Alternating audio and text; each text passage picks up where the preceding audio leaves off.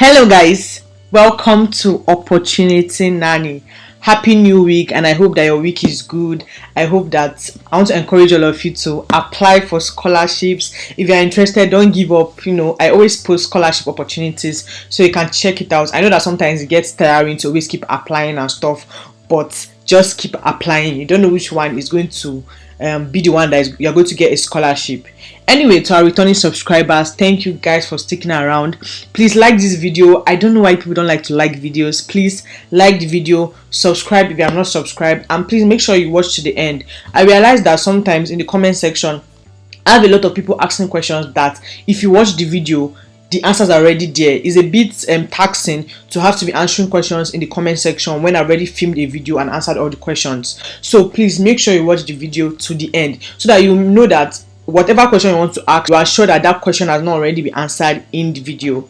To our new subscribers, thank you. Please hit that subscribe button, join this beautiful family, share this video to as many people as you think will be interested. Share the video, invite your family and friends to subscribe, and also make sure you like this video and watch to the end. Thank you. Today we are going to be looking at the University of Warwick. Now this university is a good university. You can see for the QS University ranking 2025, they are ranked the 69th university in the world. 92% of their research has been assessed to be world leading or internationally excellent in the research excellence framework. So if you are doing a doctoral degree or any degree that has to do with research, you know that this school is very, very good for research. So it is the 6th most targeted university in the UK. So you can see that this university is a top choice. So make sure that you stick to the end to see how to apply if you are interested in applying for the scholarship. Now we are looking at a range of scholarship at the University of Warwick. I'll just be picking one to apply to show you guys how to apply for. But I already filtered it. If you're an undergraduate student, please you can click on undergraduate also to find that scholarship that are available for you. But I clicked on postgraduate thought and postgraduate research. Fee status. For fee status, I use overseas. I'm an international student. Then they provided a range of scholarship for me, so you can see scholarships that are open to UK students. We have this scholarship. Scroll down, check out the ones you are interested in and you are eligible to apply for. As I said, my focus is going to be on one scholarship, but please don't limit yourself. There are scholarships that offer up to 100% tuition fee. There are other scholarships that are targeted to certain nationalities, and they also offer stipends and all that. So please make sure that you also check that out. So today I'm going to be showing you guys how to apply for the Chancellor's International Scholarship at the University of Warwick. Now this scholarship is open to international students only, and for the 2025-2026 entry, they expect to allocate over 5 million pounds in the Chancellor's International Scholarship. Now there will be up to 42 Chancellor's International Scholarship available to be awarded to the most outstanding international PhD applicants. So this is only open to international students, so you are going to be competing against fellow international students. 42 people will be selected and will be given this scholarship. Now, to be eligible, you must apply for a PhD at the University of Warwick to begin in October 2025. I'll be showing you how to do that. You will be assessed as an overseas for fee purpose. There are no other nationality criteria. You must be from any discipline at Warwick, so you have to pick any discipline you pick for PhD program. You are eligible to receive funding. Now the source of funding is University of Warwick. So let's just see the award details. That's what they have to offer. Now the value of the awards available, they are going to be paying your full tuition fee. They are going to be giving you a maintenance stipend that is paid at the prevailing UK RI rate. I think the one for last year was either 19,300 something pounds or 20,000 pounds. It depends. The update is based on inflation per year. So they're going to be giving you the stipends for 3.5 years. You're also going to be getting a research training and supporting grant of 5,000 pounds. So you can see that this scholarship is very, very, very generous. Now, how to apply? You have to read the applicant guidance notes, PGR ranking, submit your course application, register for your form, and all that. I'm going to be showing you how to do that. Now, the application deadline, you have to apply you have to apply for a course first before you can apply for the scholarship. So you have till 9th December 2024 to apply for your coursework. That's the course you want to apply for, any PhD coursework you're interested in. Then the scholarship application deadline is 12th December 2024. Then you have up to 7 January 2025 to submit your supporting documents, like maybe your reference or something. You have until 7th January to submit that. Now they said please note that no late application will be accepted, and the results for the scholarship will be communicated by the start of March 2025. So let's go in depth into the scholarship and let's see what it's about. So let's click on Chancellor's International Scholarship. We are going to be taken to this link. So they're showing us how to apply. Now they said we should read the applicant guidance note and PGR ranking rate. So let's click on this link, applicant guidance note. It takes us to the page. Now this page, they just show the deadlines, when it opens, when it closes, and all that. Now how to apply for the scholarship, I already explained that to you, so let's just skip that. And now they said how to apply. You have to prepare. Now you have to contact potential supervisors or academic department to discuss both your admission and your scholarship application. So you are going to, when you are sending your email to your potential supervisors that you select, you are going to let them know that you are also interested in applying for this Chancellor scholarship. Do you understand? And I already have a template of how to apply, of how to send a message to a potential supervisor. Check my community page if you haven't seen that, and you can just edit it for what you want, and you can edit it, include some other items that you want, and then you can send it. So that's that. You have to submit your course application, as I said, first. Then after you now submit your course application, that's when you will now be able to access the scholarship application after you have submitted your course application, because you are going to be needing the 7-digit student ID number and instruction to submit your application. So as I said, after that, then you can now submit your scholarship application, and they are saying that the ranking criteria, your department or faculty will be responsible for assessing your application, and they are ranking based on 2 descriptors: persons and preparedness, and project and place. They're also going to be asking you some application questions, like for the scholarship, they'll be asking you in 300 words or less, describe how best to meet the person and preparedness description. You may wish to consider your academic history, skills, expertise, professional experience, awards, or publication. You'll be asked these questions: 100 words or less, describe how best you meet the project and place description, and 500 words or less, provide a summary of your research proposal. So you're going to be just read on all these just to give you a feel of how the scholarship application is going to be like. You're also going to be submitting supporting documents. Now you are not required to upload any supporting document when you're applying for the scholarship.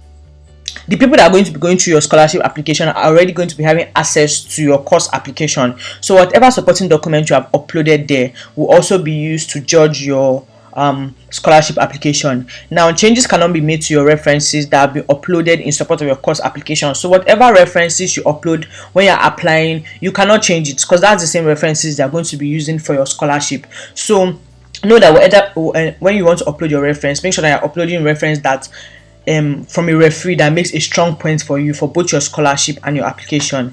Now please note that the doctoral college will not upload documents on your behalf.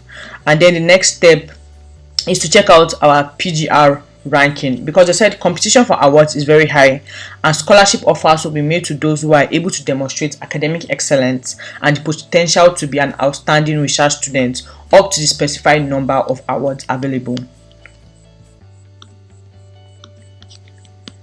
Departments will nominate their strongest applications and provide a nomination statement. This statement will outline your strengths and fit within the department. Now, due to the limited number of awards available, obviously departments are allocated a specific number of nominations. So for example, maybe a particular department to be said you can only make 3 nominations, and that. So you want to make sure that your application is very, very competitive. Do you understand? You want to give yourself a fighting chance to apply to get the scholarship. Now, after your department has nominated you, the Graduate Award Committee will discuss all nominated applications and approve the award allocation. Now, it is the Graduate Award Committee responsibility to ensure that the university process and policies are free, fair, and transparent. Then, the doctoral college will now contact all applications by the date above, that's by February or March. Please, they said do not contact the doctoral college in advance of this date to inquire about your results. So please don't contact them to ask about your results.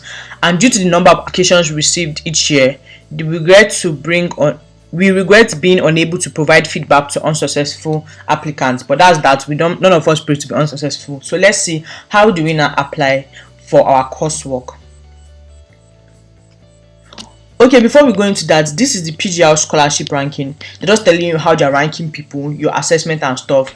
Now, an applicant to outstanding academic record, very well equipped for doctoral study, is usually evidenced by a first-class degree. That's, you can apply for this program even if you don't have a master's degree, but if you have a first-class bachelor's degree, you can apply for it, or a distinction at master's level. Or if you don't have any of that, do you have an equivalent professional experience or other markers of excellence? Do you understand? So do you have a good professional experience that show that, okay, you are excellent in this field or this? Your excellent reference, an awareness of Warwick commitment to excellence in research and education through advancement of diversity, equity, and inclusion. An applicant with a strong academic record. Maybe you also have an, so for this, if this is your profile, your assessment is excellent. Now, if you don't have a first class degree and maybe you have an upper second class degree or a merit at master's level, please don't be discouraged. You will also be ranked as good. So if you have like a good reference and all that, you'll be ranked as good. For those that have a lower second class degree or a pass at master's level, your distance will be acceptable. Now, if you have a third class or you don't have any degree qualification and you don't have reference or your references are poor, you'll be ranked as poor. Do you understand? So please make sure that your distance don't limit you. Just make sure that even if you have a second class upper or a second class lower, make sure that your references are good and all other things are good, so that at least it will help your ranking.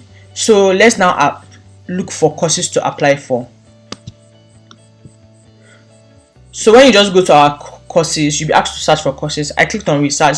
Since this scholarship is for PhD, I clicked on research and I was showed these are the available programs that they have by research. So you can see both MPhil or PhD, but remember, we're applying for PhD. So please, anyone you're interested in, click on it and apply. You can see that there's a lot of study.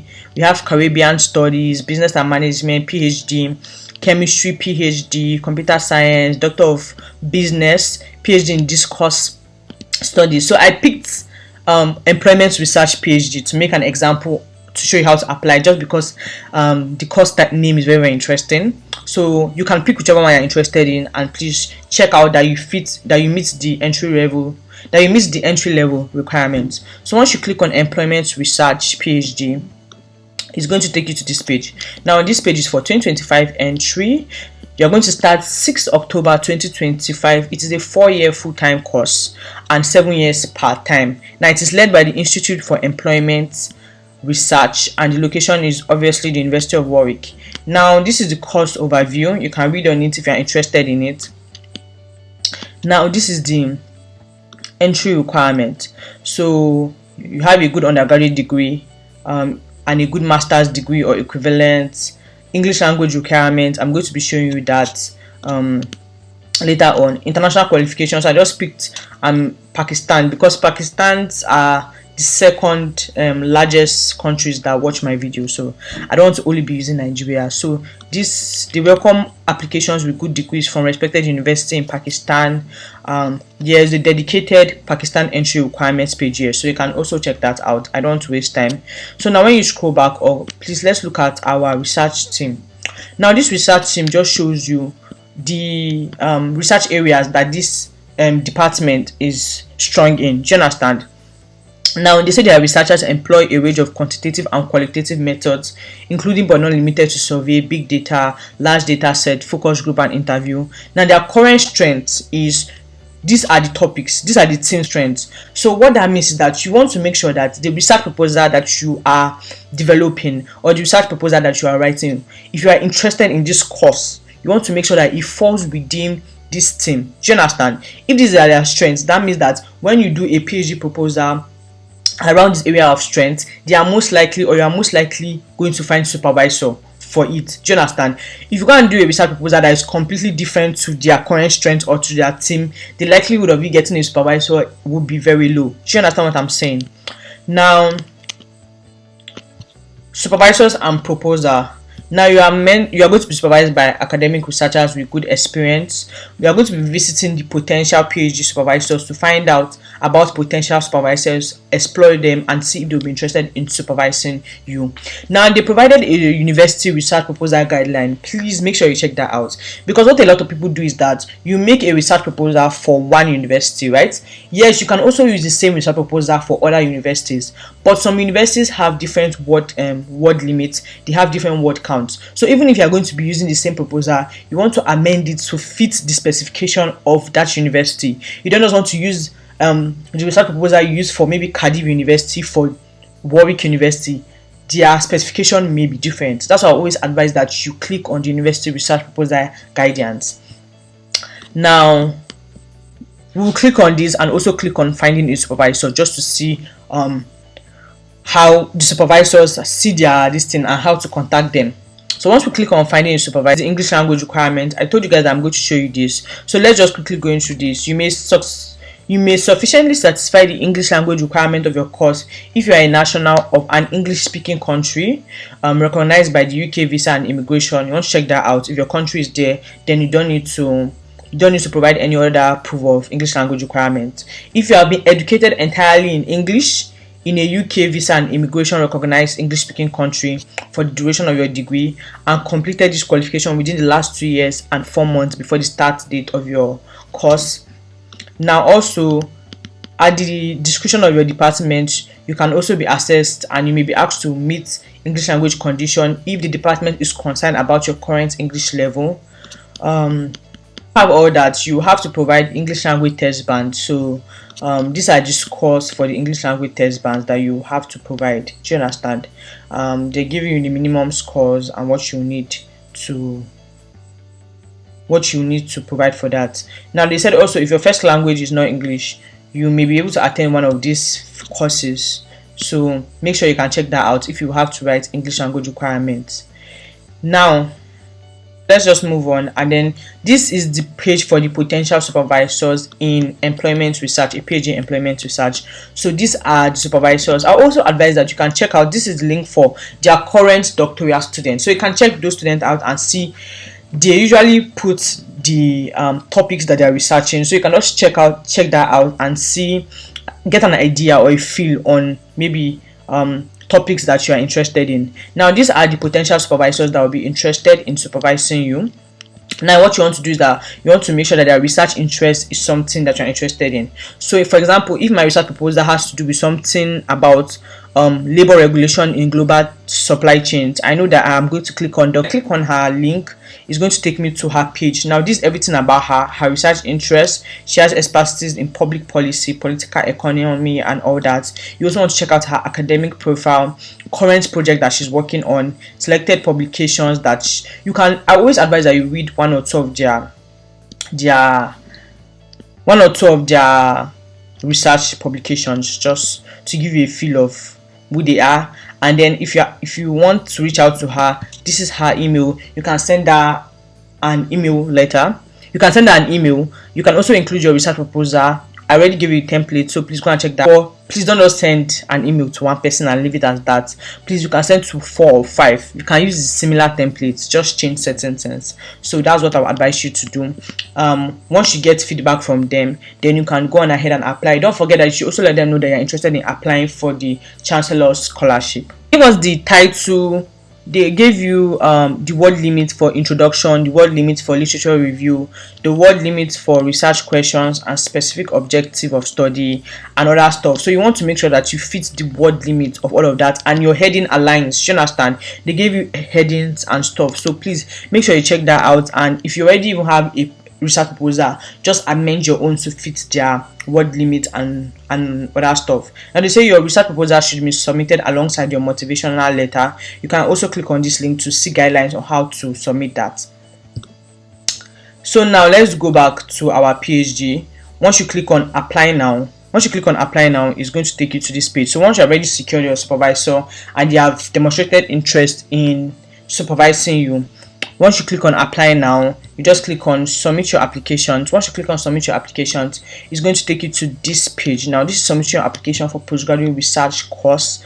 You are going to be providing 2 academic references, and I'm just going to be providing their email, so they'll be sending them an email by themselves, and then they will now they will write the recommendation letter for you. So you want to make sure you contact your reference or your referees, so that they will know that they should expect an email from University of Warwick, your supporting documents, your transcript, your research proposal. Now they said different academic departments request different things from proposal and all that, so you want to make sure that you check that out. For international students, your English language proficiency. Now if you have not taken an English language test at the point of application, you can still apply. You can send in your results at a later time. Do you understand? Now your certificate and transcript should be uploaded in color wherever possible. So except you don't have any choice, that's the only way you should upload in black and white, but you should scan it. You can use your phone to scan and upload it in color. Then you can now check out what happens after you have applied. Now there's no application fee for this. All you have to do is just apply. So when you're ready, just click on your apply for research course. Once you apply for research course, this is it. Click on new user. Once you click on new user, then you're ready to apply. Now remember, after you have applied for your course, that's when you'll be able to access the scholarship application system. So you want to apply for your course as quickly as possible, so that you'll be able to have enough time to submit your scholarship application. Now they're telling you that when you are completing your course application, so when you're applying for your course, you'll be asked for the contact details of your scholarship or funder. Please use Doctoral College, and you copy this email and put it there. Now, but they said that if you have already submitted your course application without this information, don't worry, it's not essential. But if you have not, you can just put this here, because you're trying to show them that okay, you are interested in applying for this. Now once you have submitted your admission application, you will receive an automated email giving you your 7-digit student ID number and instruction to register for your ITS applicant account. Now after you have done that, so when you have applied, please wait and check for your 7-digit student ID number. Once you get it, use it to register for your ITS applicant account, which you must complete. Now the automated email with your 7-digit student number can take up to 48 hours after submitting your course to come through.